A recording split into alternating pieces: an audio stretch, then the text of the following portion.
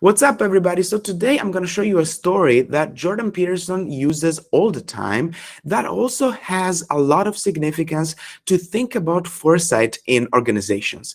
Now, of course, I don't agree with everything Jordan Peterson says, but this particular one piece of wisdom is really valuable. So you take a look and then make sure to stick until the end of the video where I will try to connect the story back to foresight.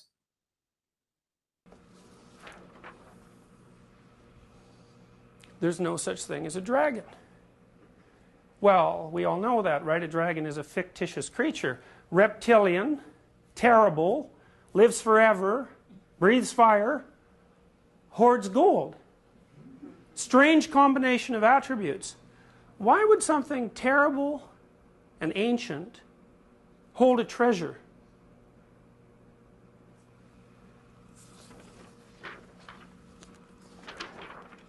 Billy Bixby was rather surprised when he woke up one morning and found a dragon in his room. It was a small dragon about the size of a kitten. The dragon wagged its tail happily when Billy patted its head.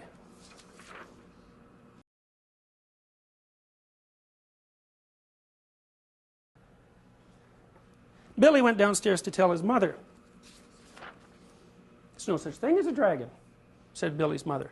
And she said it like she meant it. So there's a dragon in this house. Now the next thing you might wonder is, how often have you actually gone into a house where there's a dragon? My guess is if you don't take this particularly specifically and allow yourself to use your imagination and to think metaphorically for a moment, you've all encountered dozens of houses that were filled right to the rafters with various dragons, all of which were being studiously ignored by the people who inhabited the house. Billy went back to his room and began to dress. The dragon came close to Billy in a friendly manner and wagged its tail, but Billy didn't pat it. If there's no such thing as something, it's silly to pat it on the head. Billy washed his face and hands and went down to breakfast. The dragon went along. It was bigger now, almost the size of a dog. Billy sat down at the table. The dragon sat down on the table. This sort of thing was not usually permitted, but there wasn't much Billy's mother could do about it. She'd already said there was no such thing as a dragon. And if there's no such thing, you can't tell it to get down off the table.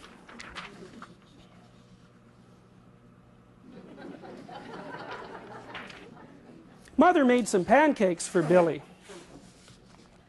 But the dragon ate them all. Mother made some more, but the dragon ate those too. Mother kept making pancakes until she ran out of batter. Billy only got one of them, but he said that's all he really wanted anyway. Billy went upstairs to brush his teeth. Mother started clearing the table. The dragon, who was quite as big as Mother by this time, made himself comfortable on the hall rug and went to sleep.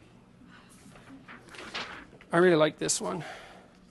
By the time Billy came back downstairs, the dragon had grown so much he filled the hall. Billy had to go around by way of the living room to get to where his mother was. "I didn't know dragons grew so fast," said Billy. "There's no such thing as a dragon," said Mother firmly.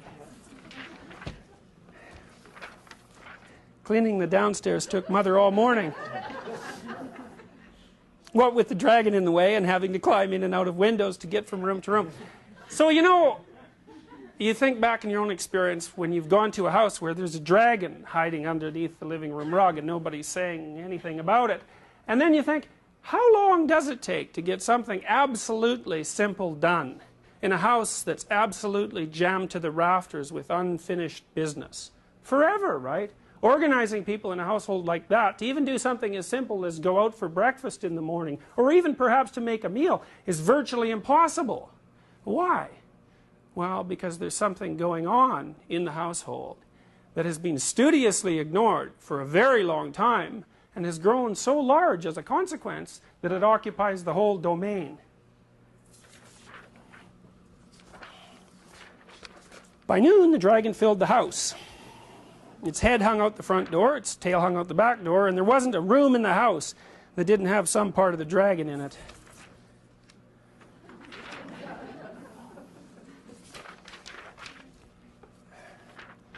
When the dragon awoke from his nap, he was hungry.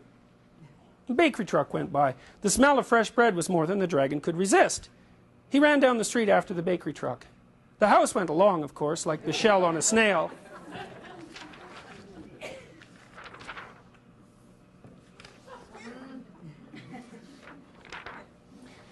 The mailman was just coming up the path with some mail for the Bixbys when their house rushed past him and headed down the street. He chased the Bixby's house for a few blocks, but he couldn't catch it.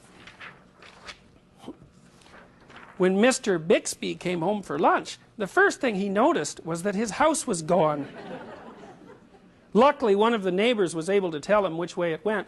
You know, that sort of thing happens to people not infrequently too, right? They're not really looking around much at what's going on, and they come home from work one day and their house is gone. And what does that mean? Well, maybe their children have become completely alienated from them, or maybe their wife has decided suddenly, but of course not so suddenly, to leave. Why? Well, according to this story, it's because something ignored was growing in the house. Mr. Bixby got in his car and went looking for the house. He studied all the houses as he drove along. Finally, he saw one that looked familiar. Billy and Mrs. Bixby were waving from an upstairs window.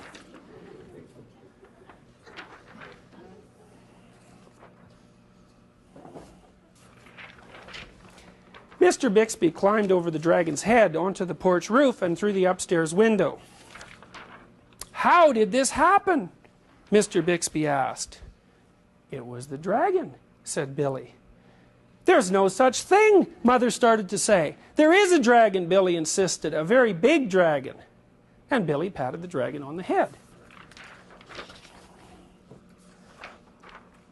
The dragon wagged its tail happily. Then, even faster than it had grown, the dragon started getting smaller. Soon it was kitten size again. "I don't mind dragons this size," said Mother.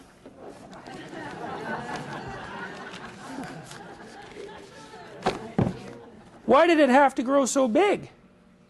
"I'm not sure," said Billy, "but I think it just wanted to be noticed." Okay, so Jordan Peterson uses this story and its many derivatives a lot to warn us of the danger of leaving too many problems unchecked in our lives. Interpersonal problems, psychological problems, and so on. The dragon in the story stands for the excessive amount of chaos that we allow to permeate our life. Great metaphor, I confess it helped me in my personal life as well.